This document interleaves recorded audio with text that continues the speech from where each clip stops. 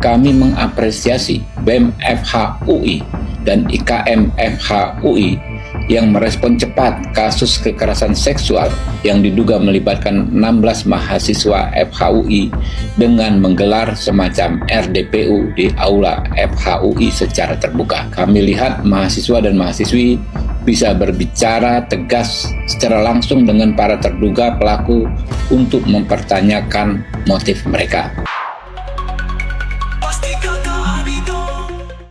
Hola besinya Ketani, Besti, panasnya dugaan pelecehan mahasiswa UI kini makin rame karena diduga dari narasi dan video yang beredar di sosial media kalau orang tua dari terduga pelaku bukan cuma gak terima, tapi juga menduga kalau anaknya kini malah jadi korban dan menolak DO. Hal tersebut pun membuat banyak warganet semakin murka. Salah satunya selebgram Elvara Saski yang terang-terangan mengunggah protesnya dalam laman Instagram pribadinya terkait dugaan statement dari orang tua terduga pelaku yang justru merasa anaknya merupakan korban. Faruy yang begitu berapi-api ini terlihat menampilkan dugaan cuplikan tanggapan layar chat tentang orang tua terduga pelaku yang seraya protes dengan apa yang dialami anak-anak mereka yang membuat Faruy begitu emosi, Besti. Sakit nih statement orang tua, lo baca deh. Maaf kalau boleh tahu mereka chatnya di grup umum atau privat. Andai saja si penyebar lebih bijak, diingatkan, dinasihatkan terlebih dahulu sesama teman atau melibati pihak kampus atau intern saja.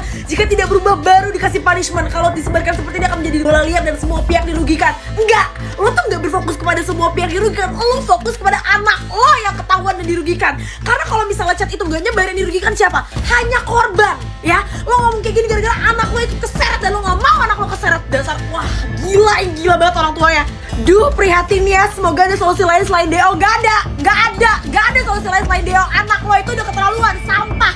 Selama anak lo masih ada di lingkungan kampus tuh gak pernah jadi ruang yang aman. Cuman emang korbannya diapain? Secara fisik atau cuma lewat medsos doang? Seakan-akan itu ada bedanya ya bapak, ibu. Secara fisik kayak mau secara verbal, kayak secara online, secara offline, semua tuh sama, semua tuh kekerasan seksual. Ini juga ada opini goblok nih ya kan, katanya janganlah sampai dengan diskors aja sampai 2 semester tetap bayar UKT dan juga permintaan maaf di medsos. Lo pikir itu cukup? Kalau misalnya sampai dia masuk lagi kampus gak akan mengulangi hal yang sama lagi, gitu maksud lo? Jadi semuanya bisa diselesaikan dengan tetap bayar duit UKT, gitu maksud lo? Jadi semuanya bisa diselesaikan dengan uang, gitu maksud lo? Yang kasihan yang ada di grup dan tidak komen sama sekali tapi tetap dicap sebagai pelaku. Gue kasih tahu ya, kalau misalnya lo ada dalam satu grup, teman-teman lo lagi pada bejat ngomongin kayak gitu. Kalau misalnya lo nggak mau bagian dari mereka, lo keluar dari grup itu. Ngapain lo masih stay di sudut setuju? Lo kayak ngebaca, lo kayak pasti kalau ketemu di tongkrongan cuma pasti ketawa-ketawa doang dengan jokesy gitu. Lo juga ada pelaku, nggak usah belaga innocent. Setuju, tapi jangan sampai DO. Kasihan waktu anak-anak lo ngelecehin mahasiswa-mahasiswi, ngelecehin dosen, ngelecehin orang tuanya mereka masing-masing. Kasihan nggak mereka? Mikir nggak mereka sampai situ?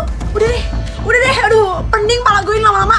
Makanya kemarin berjam-jam anak lo itu nggak dikasih turun. Yang turun yang tumbalin cuma 2 orang doang ya kan, dari 16 pelaku. Ujung-ujungnya harus apa? Harus rusuh dulu, harus digeret dulu semuanya biar bisa ada di ruang auditorium. Negosiasi alot, katanya gara-gara orang tuanya nggak ngizinin buat anak-anaknya turun ke auditorium. Anak saya bukan lagi seorang pelaku tapi mendingan korban. Apa sih? Orang tuanya negosiasi, lo lihat anak lo ngapain? Anak lo tidur, merasa bersalah nggak? Mencerminkan banget ya betapa parenting itu mempengaruhi banget ya untuk anak-anak lo hidup di society itu gimana. Selain Faruy, dugaan aksi perlindungan dari orang tua terduga pelaku juga banyak beredar di video yang kini ramai di sosial media, di mana dalam dugaan video tersebut memperlihatkan dugaan aksi perlindungan orang tua terduga pelaku. Bahkan terdapat dugaan tampilan screenshot yang bikin warganet makin panas, di mana dalam dugaan chat yang ditampilkan menyebut kalau ada dugaan orang tua terduga pelaku mau panggil barakuda demi melindungi anaknya yang takut kalau sampai ada tindakan anarkis. Waduh, tapi Besti, itu dugaan chat belum bisa dipastikan kebenarannya karena belum ada klarifikasi secara langsung dari yang bersangkutan. Besti ya? Nggak boleh gitu Pak. Ngapain sih? Dengar sendiri ngomong. Jangan bohong naik loh Pak.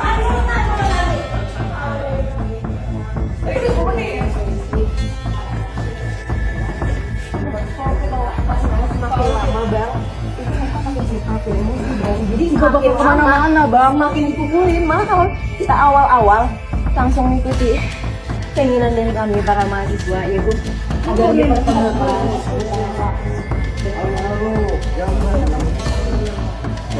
bakal masuk.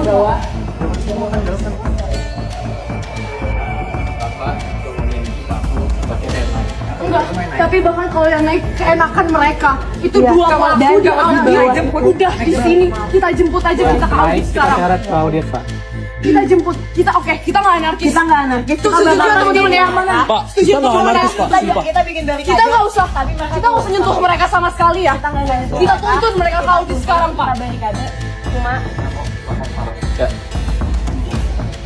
Kita tuntut. Kita janji kita nggak akan menyentuh mereka, kita nggak akan melakukan kekerasan kepada bahkan di bawah nggak akan jagain mereka, kita bakal jagain juga dengan masa yang di bawah. Kita bakal minta peliharaan dulu. Cuma Keluar lo. Tahan.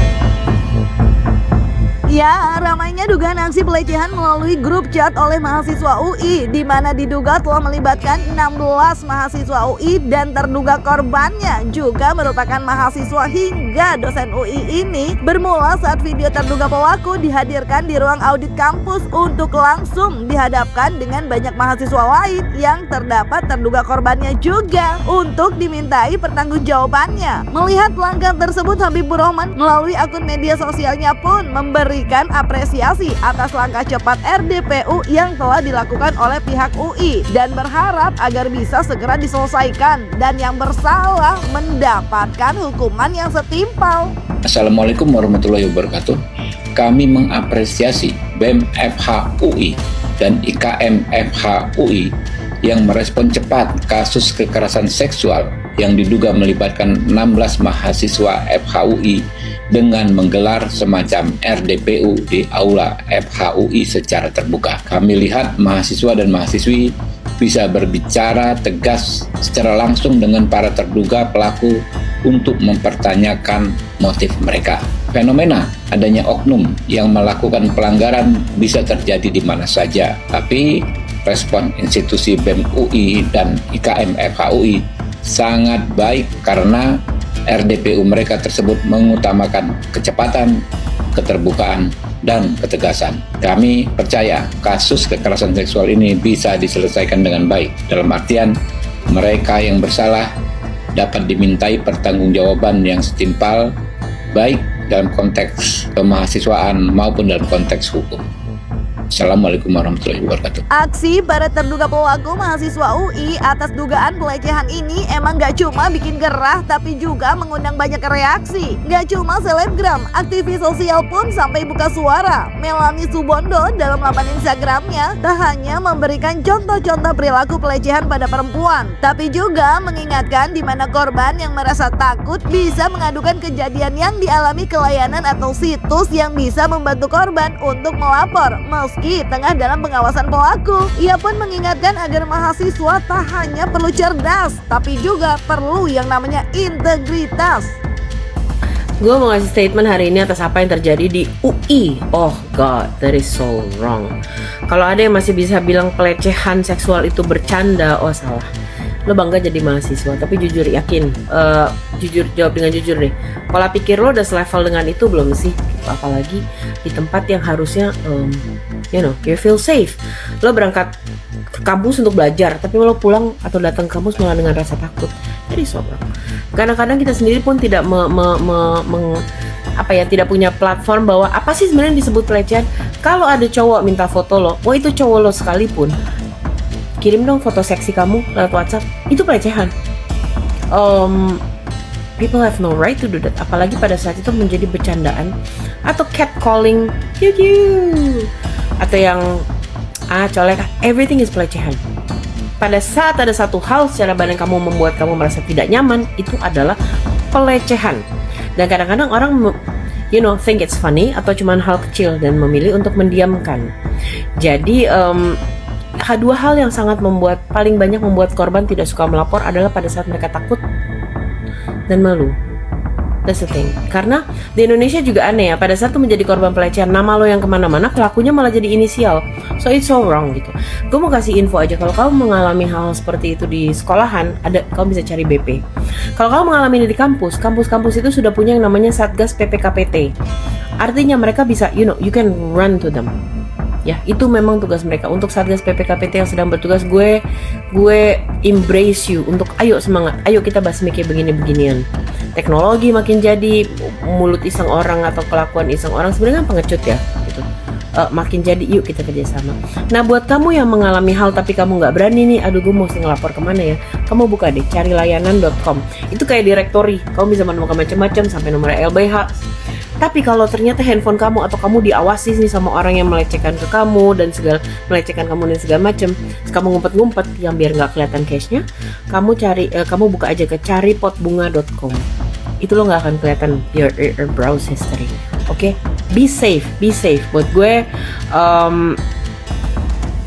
lo menjadi mahasiswa, terutama berapa belas orang tuh, 14 orang, 12 peleceh itu yang di grup WhatsApp yang kita tahu. Lo mau jadi mahasiswa, good. Pinter doang nggak cukup, you have to have integrity. Oke?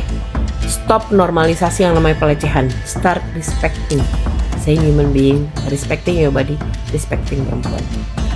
Iya Besti, untuk semua korban Anda ikut prihatin. Semoga ini semua terus diusut untuk mendapatkan kebenarannya. Dan seperti yang disebut Ketua Komisi 3 DPR, pelaku dihukum yang setimpal. Jangan lupa like, subscribe, komen, dan share biar bisa dapetin video berita kecil lainnya cuma di Kata Ani Besti.